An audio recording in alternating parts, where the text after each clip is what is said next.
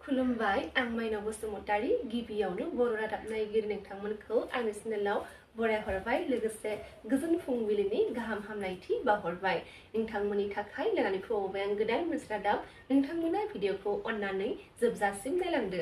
दिनैनि गिबि रादाबाव दङ थांनाय मैया उदालगुरि जिल्लानि सिङाव थानाय आम्बागाव रेल लामायाव साथाम सुबुंनि गोथै देहा लोगोसे दाउ आरो हांसोनि गोथैबो मोननाय जादों होनना मिथिनो मोननाय जादों।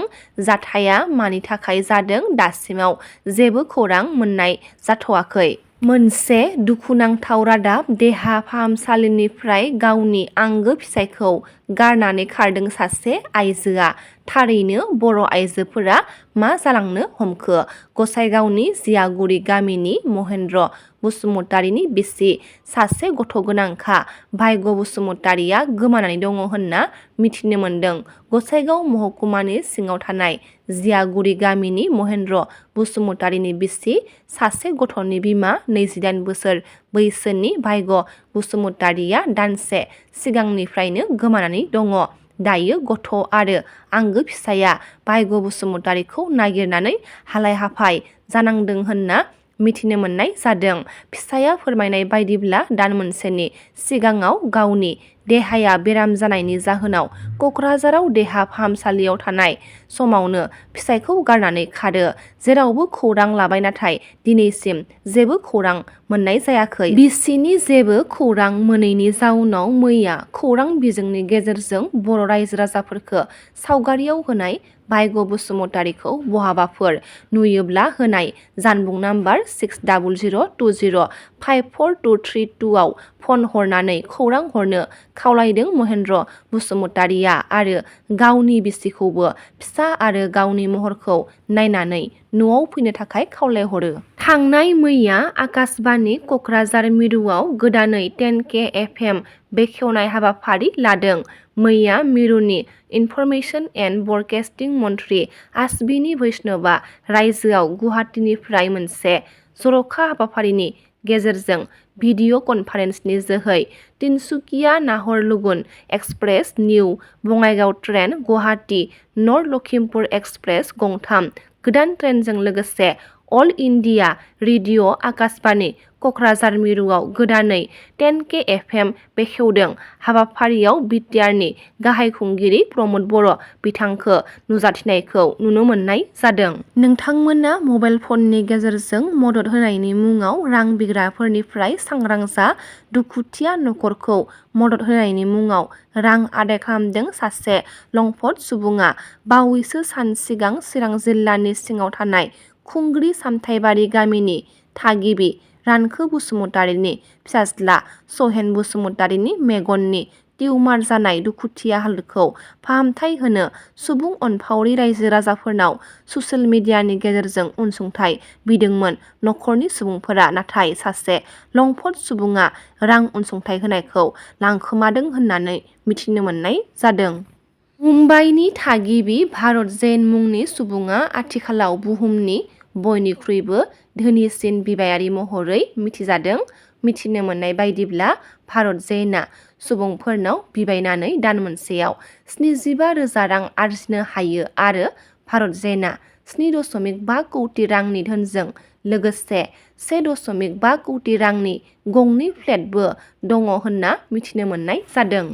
थांनाय मैया गसाइगावआव मोनसे गिख्रंथाव जाथाय जानानै थाङो। गसाइगाव महकुमानि सिङाव थानाय भावरागुरि तिनिआलियाव गंसे AA01 GC 1302 नाम्बारनि 12 साखानि आलुजों बुंफबनाय ट्राकआ माखासे गलाफोरजों लोगोसे गंसे कार आरो बाइकखौ सौख्रेबनायजों लोगोसे सानै सुबुंखौ सौख्रेबनानै जायगायावनो जिउ फोजोबो होनना मिथिनो मोननाय जादों।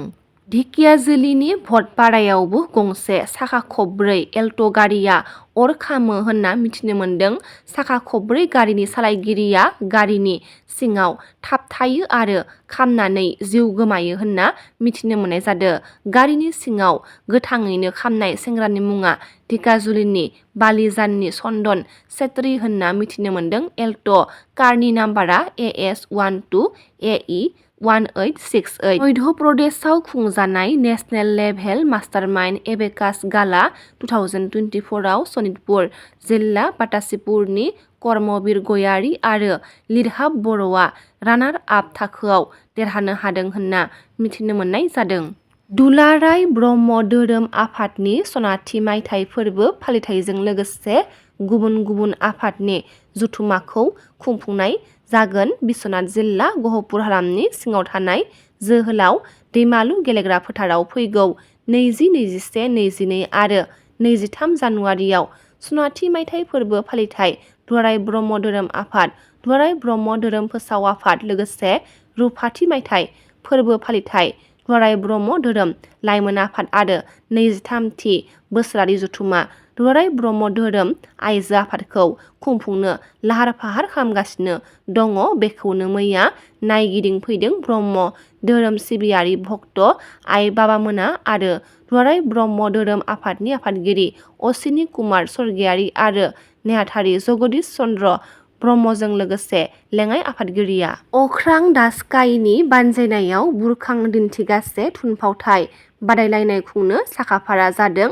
बे खेबाव खुंजागोन 9थि बुरखां दिन्थिगासे थुनफावथाय बादायलायनाय फैगौ 1 आरो 2 फेब्रुवारियाव तामुलपुराव खुंजागोन। बुरखां दिन्थिगासे थुनफावथाय बादायलायनाय एम अख्रां बर'नि दैदेननाय मोनसे समाजारि हारिमुवारि आफाद।